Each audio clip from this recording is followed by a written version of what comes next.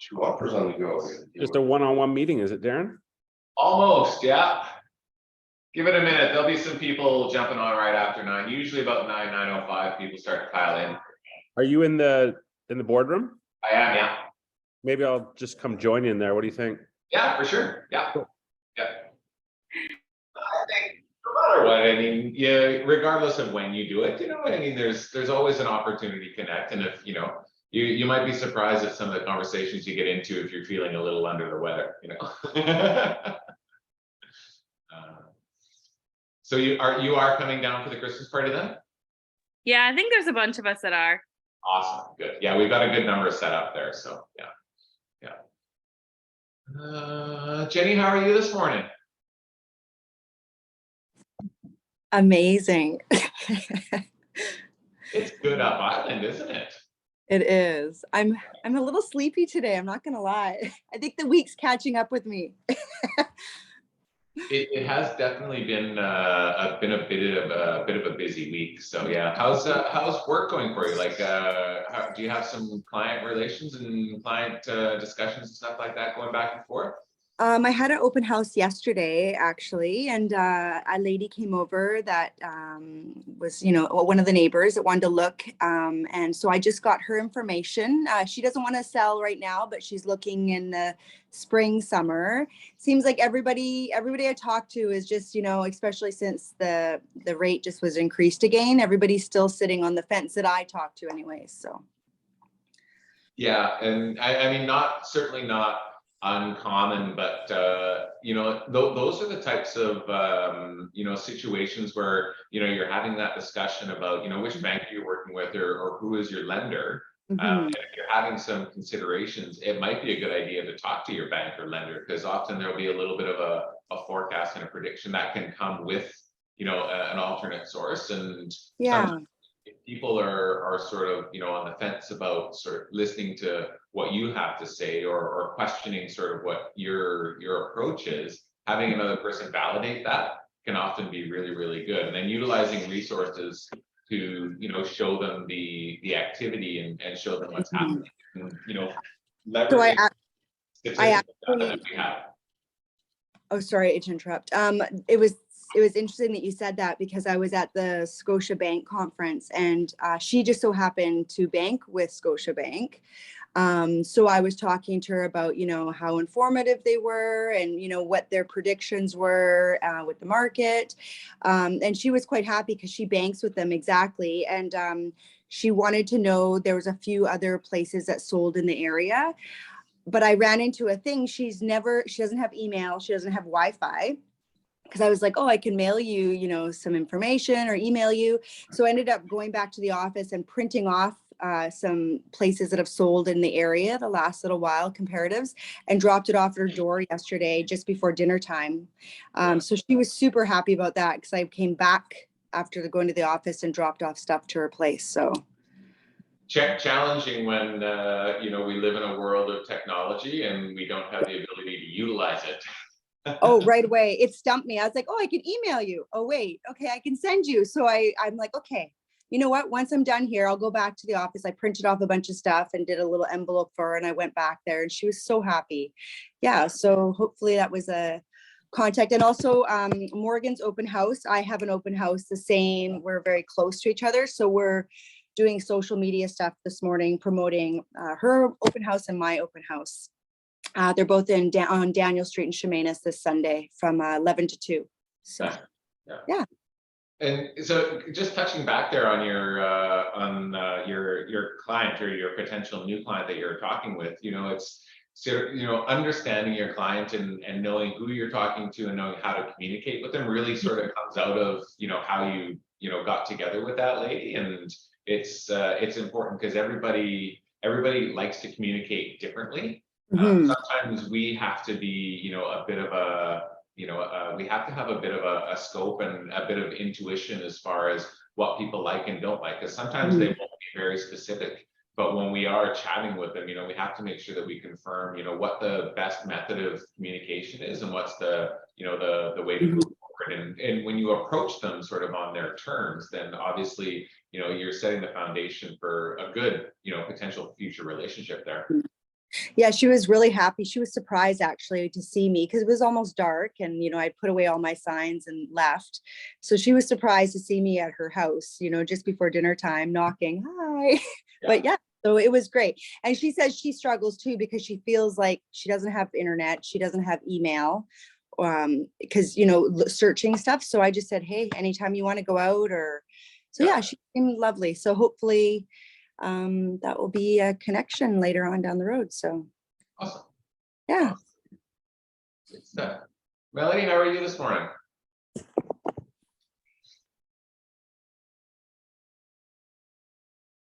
Oh, we can't hear you.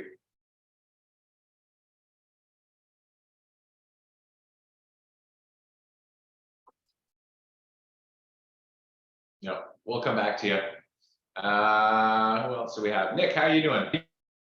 How's your week been? You've been keeping busy? Yeah, I'm super busy. How are you doing, Darren? Good, thank you for asking. Appreciate that. Good. Yeah, no, I'm busy. I just like doing lots of prospecting and learning how to actually handle leads that I get, and how to talk to people and how to work with clients. And yeah, it's been a time of learning for me over the last month or so. Yeah. And that's the right thing to be doing right now. And I know a lot of younger realtors or newer realtors or ones that really haven't put a bunch of time in, sort of where we are right now and the activity that we're seeing in the marketplace is pretty typical. It's definitely a lot slower than what we've seen, and we're all hopefully quite familiar with the fact that what we're coming out of isn't necessarily what we can expect on a very regular basis. There were a lot of outside circumstances that really help generate an aggressive hyperactive market. So like what we're doing right now when things are a little bit quiet, such as prospecting and nurturing clients and nurturing leads, that's exactly what we need to be doing. And just understand that there will be benefit that comes out of the work you're putting in right now, and falling in line to this really should be that time where you're nurturing and stuff. And hopefully as we progress and throughout the year, when you start generating a little bit more business and you're writing contracts over the next few months, and I do think we're going to have a pretty decent 2023, to be honest. But going back sort of on your business planning and budgeting, when you do see commissions and paychecks and stuff like that coming in, make sure you budget for them and you account for them accordingly, and make sure that you're not leaving yourself in a position where you're going to be stressed or under the gun. This time next year, plan for it to be a little bit on the quieter side, and make this the time where you're going to invest in developing potentially some new skills, or spend your time nurturing and just kind of filling your pipeline a bit. Right. Yeah.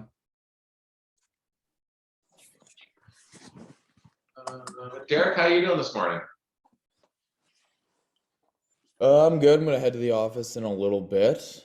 Just as you said, doing some training, make sure everything's all good for the upcoming months. Want to get myself all ready. But yeah, no, I've had a pretty good week. Yeah, how was your week? Good. You've been doing a little bit of sort of prospecting work with the Victoria Homes Group. Yeah, as much as I can in like the limitations that I have right now, but I've been helping out Jack. And it's been going great so far. We're doing some more door knocking on Friday as well. Just trying to get as much experience and stuff as I can before heading back into the pilot seat. The key to that, and even going back and kind of touching on Nick's little comments and stuff like that, it's all about consistency and making it part of your practice. And stuff like that can always be a little bit awkward or a little bit weird in the beginning, but everything is a little bit tricky in the beginning. But the key is the more you do it, the more comfortable you get. And then the more your script, or the more your pitch, or the more your approach will develop. And as it develops, you obviously get more and more comfortable with it. And then that comes across to the people that you're talking to as a lot more confidence and a lot more comfort, which really does help, start that relationship or lay the ground for that relationship to develop.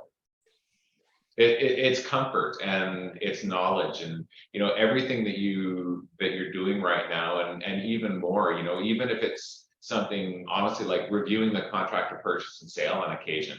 You know, when you're filling out these contracts and all this paperwork, you know, you're going through it with your clients. You know, if they're not comfortable with your level of knowledge on the paperwork that you're asking them to fill out, then that can sometimes, you know, burden, you know, the development of that relationship and slow the building of trust. So really important, you know, that obviously you're working on your communication skills, but don't neglect, you know, reading and understanding all this information and all these forms that you're asking these people to fill out. So another good thing to stay on top of, and I will suggest that it's definitely time for renewal. There is a new updated forms release. So things have changed a little bit. So really important to familiarize yourself with the changes in the new forms so that you're not caught off guard, which can, you know, make you look a little bit uncomfortable in front of a client that you're, you know, hoping to build a relationship with.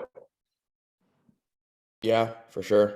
I know I've even been doing Toastmasters as well. I got one meeting tonight as well, and it just does more vocabulary, be more confident when speaking, and really backing what you know.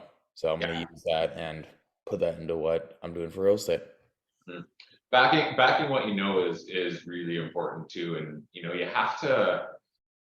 You know, you have to know when is enough, and you have to obviously know when to go to alternate sources. People generally don't shy away if you say, I don't know, but I know somebody that does, and you know, we'll get that taken care of. You know, most people are going to realize and recognize that you don't have a lot of experience, and that's where you really need to leverage the resources that are available to you. You know, like if you're in the Victoria Homes Group, you've got a lot of experience that you can lean and leverage and bring with you. And the same, you know, to you, Nick, like with the Neil Estate Group, you all have obviously everybody within the brokerage, and everybody will support and everybody will help you along the way. But never underestimate the value of resources that are available to you. So yeah.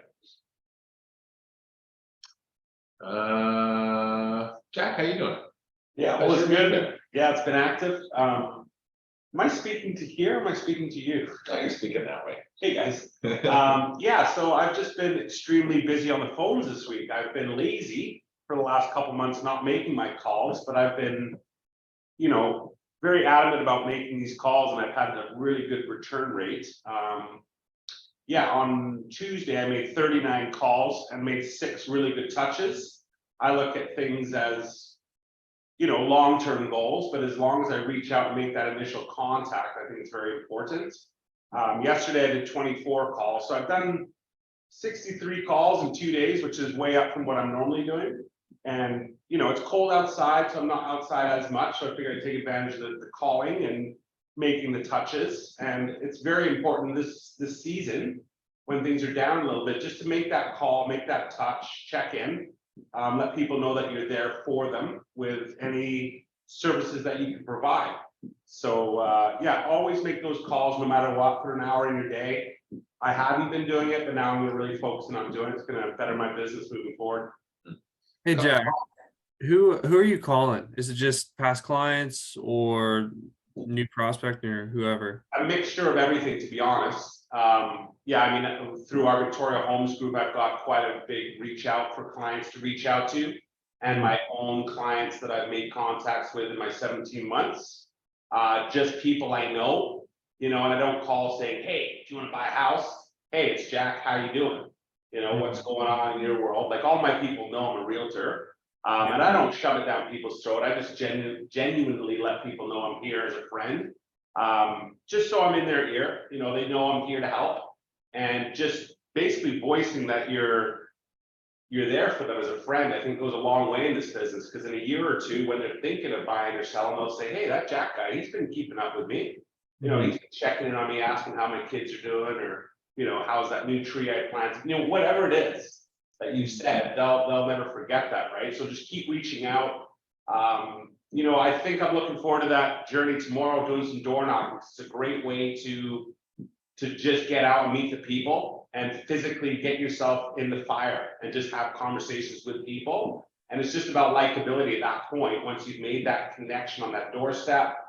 You know, don't necessarily talk about the sale of the home, just talk about what's happening, keep people updated, make them feel good, you know, drop a couple compliments here and there, and it's impressionable, right? They won't forget that. So this business is based on prospecting no matter what. Keep on prospecting, 8 to 15 a day, no matter what.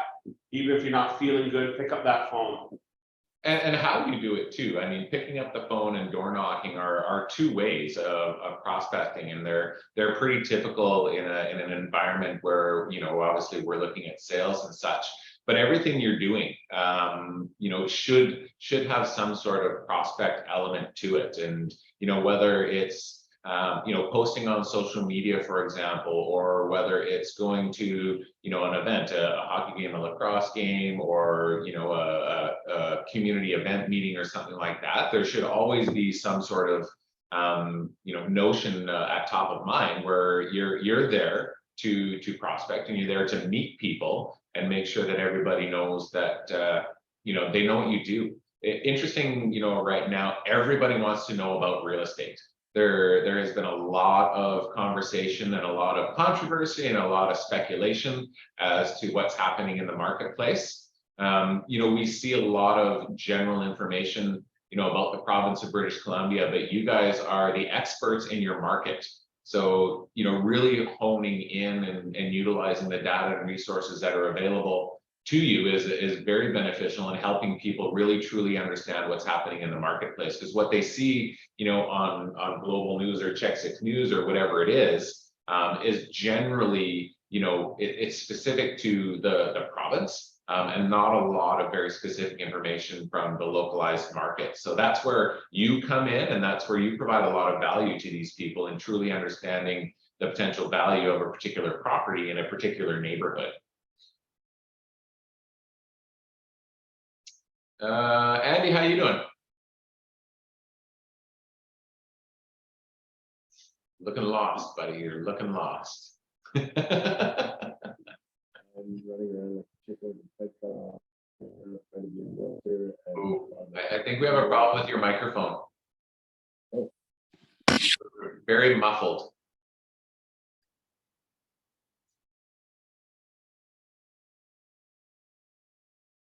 And now you have no sound.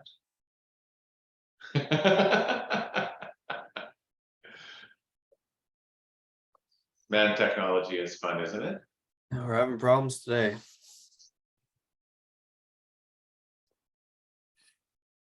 No. Sorry, Andy, we lost you. You know, we had, I'll come back to you if you get connected. Just do a shout out if you're, oh, there you are. You're good. Can you hear us? I think we can hear you, but you can't hear us, so. Jeff. Morning, everybody. Quick question for you, Darren, actually, just on a contract thing. Can you guys hear me? Yeah. I have an offer that's been countered, so they changed the date on the acceptance time, the acceptance date, and initialed it. Now, when I go, we're countering again, and I'm going to put a different date in there. Yeah. Do I cross out their initials just so it doesn't get misconstrued that that's accepting the new one? So for clarity, there's a couple of ways you can do it, but the general practice is to initial where they have initialed, acknowledging the changes they've made, and then you would apply another initial to the changes that you've made. Okay. The alternate there is you can strike the initials that they've put and make your change and then apply a new initial for them to match. Yeah, that sounds good. I'll probably do it that way, just the way it is. Yeah, in the end, I mean, you know, oftentimes, you know, when we're negotiating, we're going back and forth, you know, contracts can get really messy. And although, you know, you may understand it or you may think it's clear because you've been part of the process and you've gone back and forth, I've seen a lot of contracts with a number of changes and initials all over the place, where, you know, and sometimes the initials don't match. But you need to just make sure that the acknowledgement of what's being accepted is clear. Or, you know, at least make sure that the initials match up entirely, because if they don't match up, you don't actually know what they're agreeing to. You know, there could be an acknowledgement on one change, but not acknowledgement. It could argue that the contract is unenforceable, because if the initials don't match, you can't prove that, you know, there's been an agreement, and basically the contract would expire, and then it's dead. You need to start over again, right? So. Okay, thanks. Yeah. Hola. What's been the process a little bit thus far for you, Jeff, as far as the negotiation goes? Has it been pretty straightforward? In this one or in all of them? Well, in this one in particular. Yeah, it's a tricky one. Well, not really, but it's been straightforward. I basically sent the offer in. They came back and we were down 200 grand on it. But like a lot of things, the property is quite overpriced. So we feel that it's even quite a generous offer at that. So before we counter it, I'll be calling the real estate agent, and I'm open to suggestions. So I'll be calling the other realtor, because I don't want to tell them that their property is overpriced, because that's just rude. But I'm just going to tell them that their property is overpriced and try and not be rude. Yeah, you know, that's a difficult thing to do sometimes, especially when you've done your due diligence and you've done a bit of a CMA as far as, you know, figuring out really what the value of the property is for your client. You know, you're working on their behalf. I would definitely call the other realtor and ask. So, you know, what sort of comparables did you use to, you know, come up with the value associated with the list price? And if I've missed something, can you please share it with me, so I know what you're using as data to back up the price? Because, you know, we don't see it valued where it's at. We would love to see information that supports that. This offer, you know, is based on the information that we've found, and we just want to make sure we're not missing something. So if you've got something else that suggests otherwise, please share it with us. No, that's good. Yeah, because it's the nice thing about it is there's direct comparables for solds, and you know, it's a 1993 home in North Saanich. There's 150 of them they built in that area, so they're always around and for sale, and some have been kind of updated, some haven't been updated. So there's lots of direct comparables, even ones that have sold like 4 weeks ago, and ones that have sat on the market for 12 weeks. And so it was quite easy to say, you know, and what it all came down to, I know you can't really price houses, but when you have the direct comparables, it's like condos. When you have an absolute direct comparable, you can kind of go even to the price per square foot, right? And most of them are pricing around 450 to 550 a square foot, and they want 750 per square foot, like that high. And so I'm going to talk to her a little bit about that. That's how I came up with our reasoning, and you know, our offer is even upwards of the high 600s per square foot. So we feel it's quite good. Like it's not. Yeah. And of course I don't want my clients to overspend, right? Like I don't want them to, they like it, but you don't want them to call you back in a year saying, I need to sell this, you know, and have to, you know, tell them that it's actually worth less than what you paid for it, right? Like you need to, you know, your job, you know, from all levels, and, you know, from the regulator down to the very bottom line, is to make sure that they're looked after, and, you know, you need to negotiate on their behalf. And sometimes, you know, it's always nice when you can get the deal together, but sometimes, you know, for the benefit of your client, it's better to walk away and move to another one. You know, and that will help ensure the longevity and the continuity of your relationship with your client. You know, it's value that you provide to them, and that's really what's important in setting up yourself for a long-term successful business. The information on the negotiation, I mean, ask for it. You know, where's the data to support it? And, you know, with the market sort of how it's shifting. We're still going to see, you know, some optimistic people. We're going to see some optimistic buyers. We're going to see some optimistic sellers. In the end, you know, market value is really determined by what a seller is willing to let it go for and what a buyer is willing to pay for it. And how we get there, obviously, is a negotiation, and it's a study of data, and it's a lot of paperwork back and forth. But in the end, those are the two people that are really going to determine what the actual value of that property is. We can do our best to guess what it should be or where it should be, but they will themselves, you know, determine what the value is with our And guidance. the nice thing is, another strategy I think I'm going to use and I'd like to share with people is they started at this property middle of September at 2.4 or 2.5, which was $1 million over assessed value, right? So, you know, once again, I'm not going to obviously say it to the realtor, but you know, they obviously they bought the listing, right? Like they wanted the listing. Yeah. I'm not going to say that.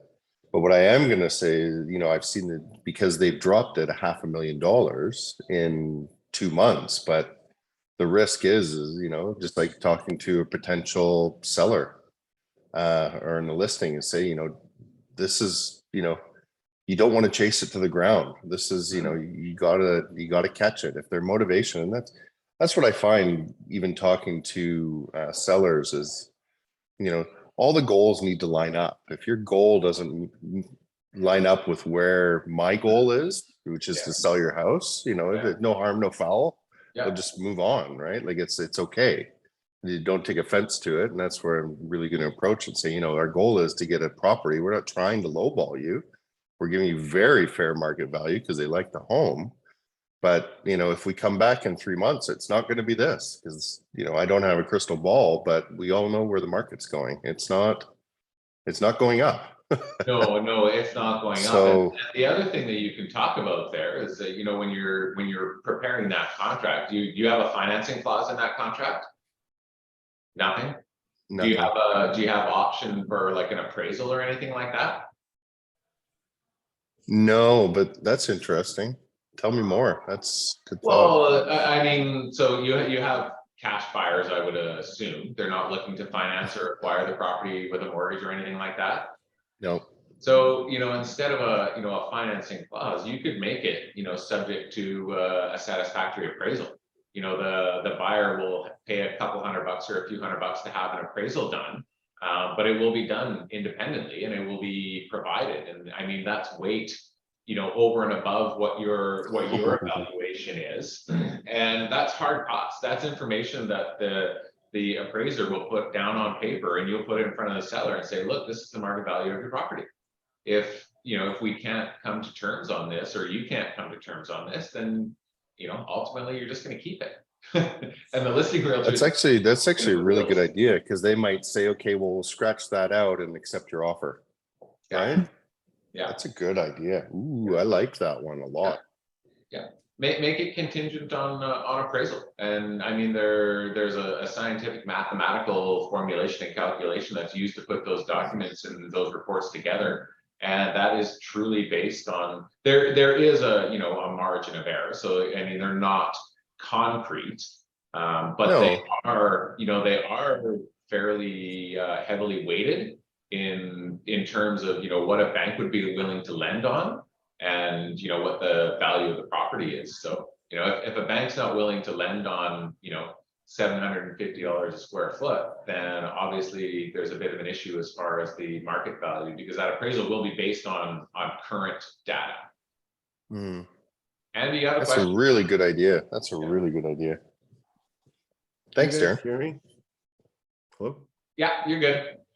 Is it muffled or can you hear me? Yep. good? Oh, you're better now. Okay. Oh God, sorry guys.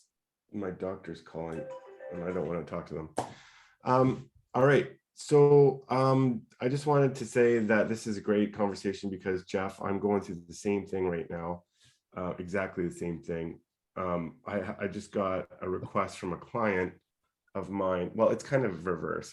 I got a request from a client of mine who's been eyeing up a property for months and months now. and they want to come in, they want me to put in an offer at $514,000 below asking.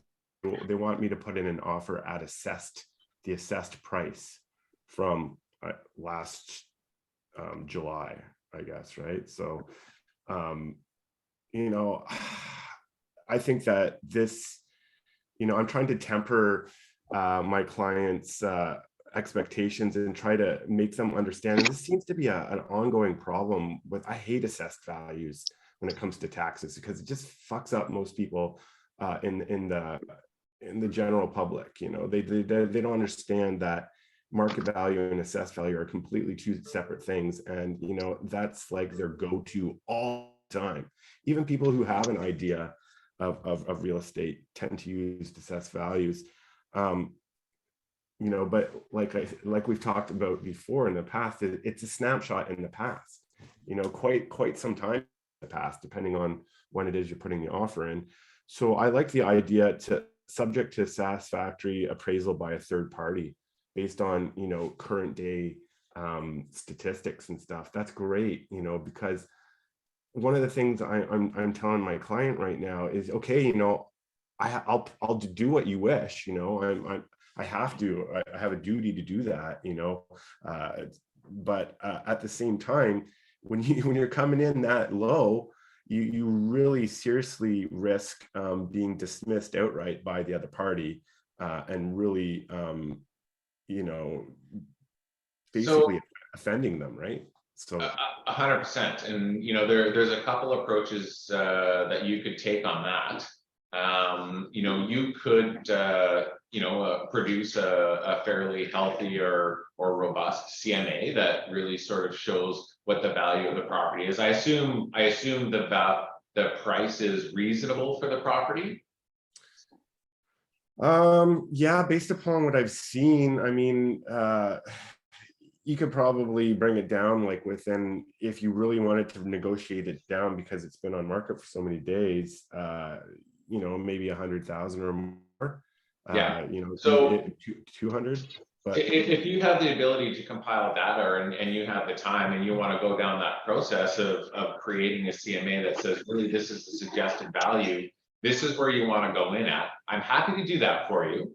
I will, you know, I will support you. I will fight for this, and I will do the best I can to get this deal obviously at least looked at and accepted. However, you know, you have to understand that by doing this, by going in well below or this far below, there are some significant risks, and you touched on them.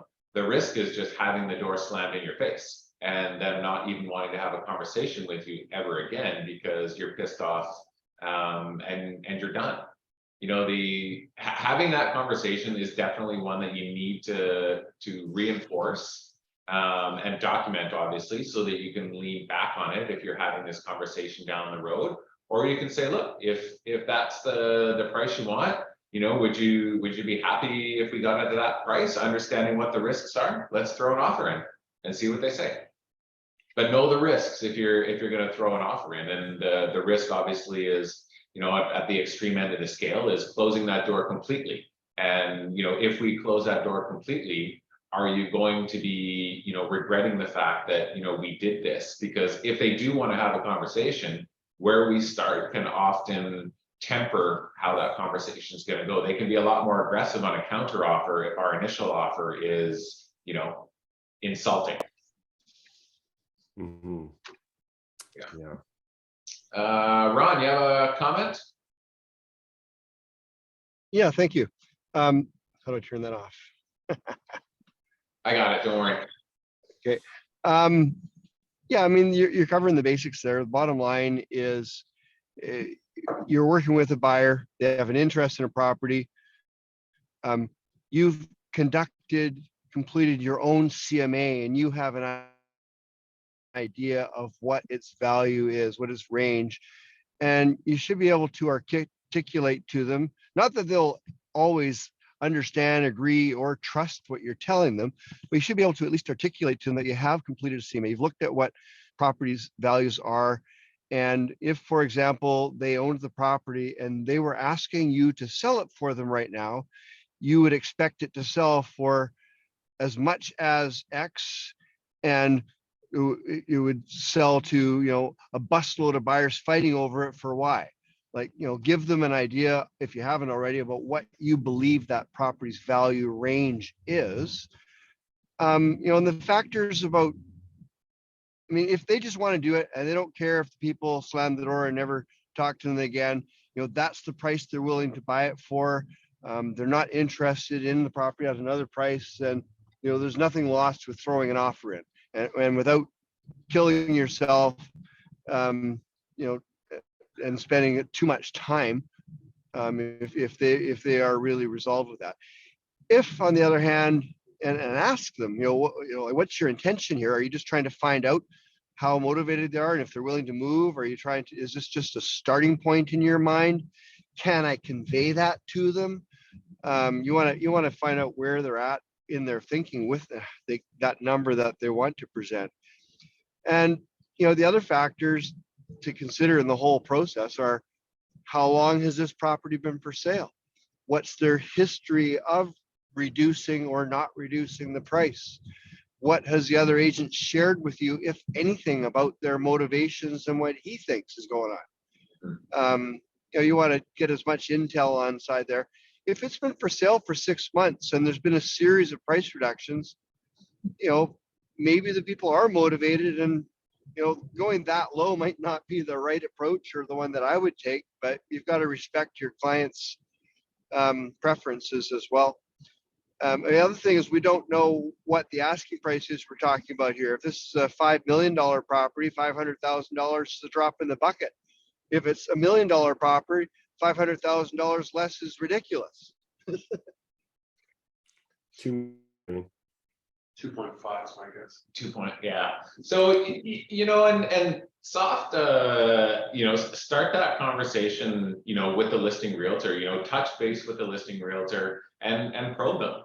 What information, as we were saying with Jeff, what information and what details and what data do you have that you utilize to, determine what the listing price should be? And as with Jeff, you've been looking, you found some information and some data on some comparable properties, but you're not seeing it at the list price. So, if there's something I've missed, can you please share it with me so that, we can make sure that my clients are fully informed? And some agents will share with you more than they should, as you've already experienced. And don't be shy about asking them, so what's your activity be like? Have you had any offers? And they might tell you, oh, it's a complete waste of my time. I never should have taken the listing. I had a full price offer and they turned it down because they want $100,000 more.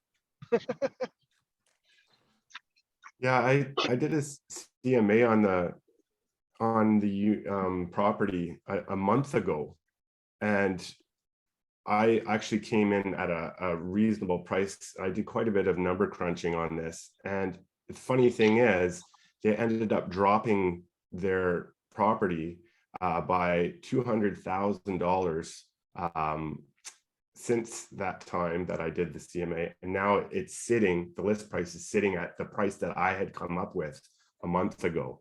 So I'm all over this property, and it's come down 400,000 since it was listed in October. So, that sounds to me like a somewhat serious seller. Mm-hmm. And until you have all the other intel completed and find out what answers you can and what you can't, and ultimately what the buyer's position is, but I wouldn't wait another week or another day or even another hour. I'd be on the phone with the agent. I'd be on the phone with your buyer, figure out what it is and where they want to be, and get an offer in. Mm-hmm. Yeah, I just don't want to come in with something ridiculous and then just don't wait for the seller to reduce it by 400,000 and then have 10 people you're fighting over it with. Yeah. And honestly, you're looking after your buyer, and they have an interest in moving forward, and they want to put something together. So do it for them. on it, and make sure that they're aware obviously of the risks, but don't worry about, you know, how the seller is going to feel or how the other agent is going to feel. It's the other agent that has to have that conversation with the seller.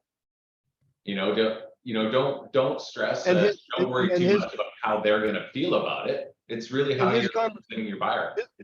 his conversation with the seller might be with them, well, I told you so, and they might sign it. Yeah. Yeah. There's a number of different ways that a scenario like that can play out. Sometimes we spend a fair bit of time, almost to our detriment, over analyzing things a little bit. But in the end, the goal is to, write the offer, get it in, get it submitted. You have no idea what the conversation, as Ron mentioned, is going to be between the seller and the listing agent. Probably not far off of what you're thinking. And the other risk to yourself here is don't be too opposed to their wishes and tell them, oh, this will never fly. It's a waste of our time. You're just going to insult everybody. You also have to consider that the buyer or the seller might be interested in their offer and prepare them for that possible outcome. Like, you sure you're good to go ahead with this? Like, if the seller agrees and signs it, you're buying the property. I don't think that's going to be the outcome, but it could happen. So be ready for that. It's a possibility. Yeah, you're happy to represent them and move forward with the direction and the suggestions that they want, but these are the risks. I'm gonna look after you. I'm gonna follow your instructions, and I'm gonna do this for you, and I'm gonna work very hard to get it done. But this is how it could play out, and however it plays out is probably going to fall in the realm of that conversation you have with the buyer. Yeah. My conversation with my buyer, just based on the bit of information that you've shared with us, and I don't have the whole story, but based on the bit of information, I would be responding to them with something like, it's less than I would recommend that you offer. Based on my analysis of things, I think the market value is within 100,000 of what they're asking. And if it was me, rather than risking them, just being so pissed with us and insulted that they won't even talk with us any further, I'd come in at something closer to where we believe the value is, and that it might at least tempt them to accept it. And maybe they even would, but at least to give them some incentive to give us a counter offer, so we've got something to talk about. You're the boss. If you want to go in that low and you're aware of the risks that they might not want to even ever talk to us again, that's fine. You're, like I say, you're in charge here, but it's not. I think it's extremely unlikely that they're going to accept an offer like that. And I would always advise making an offer that we think has a chance of being accepted. The chances are so low. If we're going to do this, go buy a lottery ticket at the same time. I agree 100%. Yeah. Oh my God. All right. Ultimately, it's communication and just making sure they understand the complete spectrum of how it could play out. And when it does play out, it will play out exactly how you've described it to them, and that will actually sort of help bolster and strengthen the relationship you have with them. But don't Ron had mentioned, not coming at them with well, I wouldn't do this, I wouldn't do that, or you can't do this, or you can't do that. You obviously want to maintain that relationship, and you are obligated to follow their lawful instructions. So you want to do what they're asking so you can maintain that, but just make sure that whatever you're doing, they're fully informed of what the possibilities are. Right on. And they're aware, and that you convey that certainly it's possible that they would accept your offer. You don't want to tell them that there's no way they'll ever accept this, and then have them accept it, and then you've really undermined yourself in front of them. Yeah. If you tell them no way and they get it accepted, then they're going to be, well, how much lower could we have gone? Or they'll question your abilities. So yeah. Okay. Yeah. Thanks, guys. Ugh. Anybody else have any little challenges or little negotiation tactics that they want to chime in on? Nick, it looks like Actually, I you're have about to say something. Yes, I am. I actually have a question kind of on making offers like that. But if we were to make, say you're working with an investor and like we're talking about making offers based on market value. What if you want to make an offer below market value? You know it's below market value. Maybe this property's been on the market for a long time or whatever. How would you go about doing that? And also like what a real like you don't want to like ruin your reputation by putting in like crappy offers, right? So I don't You know. don't, but honestly, in the end, who are you working for? You know, when you're working with a client and, you know, they ask you to do something that is well within the scope of what you would do, and honestly, what we were just talking about is prepping them and having that conversation of how this could play out. You know, it's up to you to, you know, maybe preface the offer, having a phone call with the listing realtor and just sort of, you know, setting some, you know, little, if it's going to be low, you know, if it's been on the market for a while, the listing realtor probably, you know, isn't expecting a whole lot. But, you know, just sort of preparing them for, you know, engage the other realtor and try to, you know, establish a little bit of a channel of communication and a little bit of an understanding that, you know, where your client's position is. And give them an idea of what to expect, not exactly what to expect, but prepare them for a low offer. You know, the practice of realtors putting together offers and then just scanning them and sending them away, you know, to a random email without a touch point or anything like that, may have been effective when, you know, offers and markets were much more competitive. But this is where not only, you know, do you need to make sure and do your best to make sure your client understands what the realm of possibility is and what your recommendations are, regardless of how you're going to prepare the offer. This is what you would suggest. We're going to do it anyway, but this is what I'm recommending. You know, establishing that rapport and softening the blow really with the other realtors so that they're a little bit prepared for it. You know, you'll probably get or sometimes you'll often get, well, don't bother, or, you know, don't waste my time, don't waste their time. And you know what? They're just representing their client. In the end, you know, it's not, you know, you want to be careful about how you manage that relationship with the other realtors, but in the end, you have a fiduciary responsibility. You're representing the client. So you do have to navigate both. And that's what our job is. Our job is to try and sort of not just maintain and build a relationship with our fiduciary, our principal, but we have to be able to work and negotiate with others. So not as we're developing relationships with our clients, we have to do the same thing with other realtors. And you will come across some that are very rude. They're very aggressive. They know it all. They're going to tell you, you know, nothing. But you know, it's a very closed mind.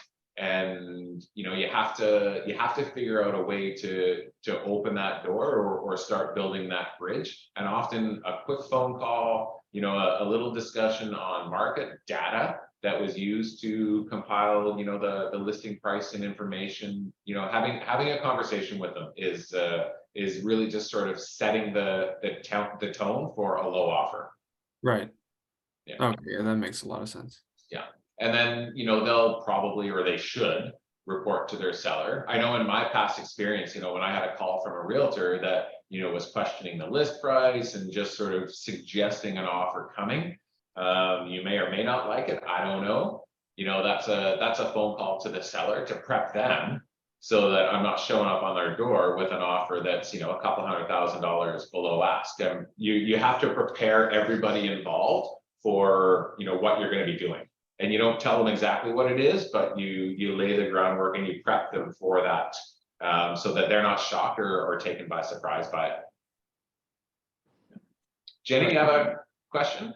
Well, it just kind of goes back to yesterday. So I printed off, like, she wanted to know in this mobile home park, like what the other trailer sold for. So I printed off what they were sold for. But that's the thing, like I was trying to explain to her, and same thing, people just think that things are worth more than what it is, even though her place is brand new compared to the other ones. But that's the thing, like with a CMA, like how do you new, like looking at the area, nothing is really sold in that area because she has like a brand new one compared to ones that are built in 1960s and 70s. So any suggestions, like explaining it to her? That's what I was struggling with yesterday. Well, I mean, you know, with the mole, it's all about the comparable data. And, you know, the hard part is most people will value their home higher than anybody else will. Like that is very typical, but that's where you can kind of leverage, you know, in establishing what the market value is. You know, this is what the data that suggests what your range is based on, you know, you have a newer property, or you have a newer mobile, you know, where the comparables, you know, as far as the land use and the orientation is very similar. We're in a park, so there's not much of a variation there.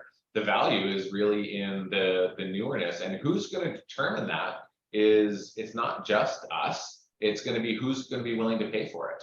And, you know, when you think of what the value is, sometimes when they give you a number of what they think the value is, do a little more research and find out what's for sale at that number and what that value is, so that, you know, if that valuation, you know, takes you into a different spectrum of property types, then obviously, you know, there's a disconnect somewhere.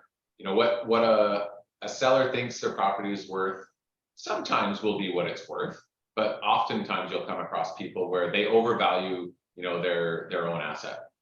So with the CMA, I can pull from other areas just because it is kind of a certain area. Like, to be honest, like her mobile home is gorgeous. It's brand new compared to the other ones that are in that park, but it's the location, right? So can I pull from other locations and just try to do similar? Yes, locations? absolutely. Like if you find a mobile in a different park, you know, the average mobile in that park, you know, is X dollars. The average mobile in the other park is X dollars. There's a difference as far as, you know, what the valuation of the park is, which will be, of course, you know, pad fees, all that other kind of stuff. But yeah, if you find a similar property in another park, you can make an adjustment for the park or the location.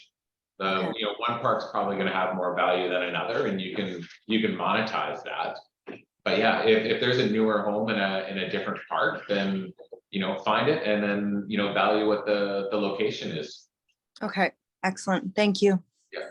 Andy, you got your hand up still or again? Again, sorry. No, it's all good. I really want to come back to right now, the subject to satisfactory appraisal. I like the idea of, you know, having another party involved that is beyond just what I think and what I see in the market. I know that my realtor in Saskatoon, when I sold my condo, as well, I went on a listing appointment with her to another house. When I was thinking about becoming a realtor, she was kind enough to let me tag along. She makes it her common practice that when she does her you know, listing appointments with potential clients, that she pays for a third party assessor to come in and do an appraisal on that. And then between what she recommends and what they recommend, they come up with a sale price that, you know, is good for everybody based on that information. That being said, I don't know how common that is out here, and I don't care. I need some recommendations on companies that I can recommend to my client right now, because, you know, they're obviously very interested in this property, and I want to do my due diligence to ensure that they have every option available to them, including third-party appraisal. So does anybody have any recommendations? I don't personally, so obviously being relatively new back to the Victoria area, I don't know if I have any personal connections as far as appraisers, but which lenders have you worked with? Have you got some mortgage brokers? Have you got, I'm sure Ron or somebody on the team has a list of appraisers that they've conducted business with in the past.